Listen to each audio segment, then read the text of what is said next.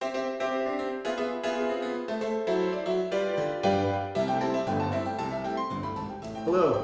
Rickey with Ellicott Distilling Company.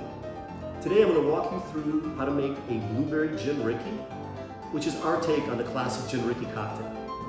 So for this drink you're going to be using our classic London style dry gin, which is very juniper forward and perfect for a cocktail like this, as well as our Blueberry Liqueur, which is our base spirit infused with blueberries and some spices. So to start, you're going to go with half a lime and squeeze it into your glass.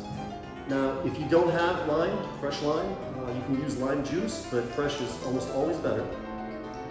You're going to fill to the top, or about 2/3 with ice.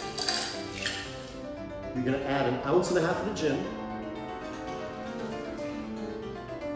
and 1 ounce of the liqueur.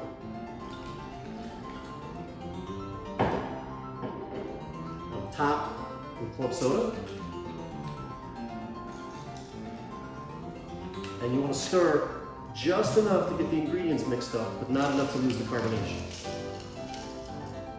Garnish with a wheel of lime and enjoy. It's really the perfect summer cocktail.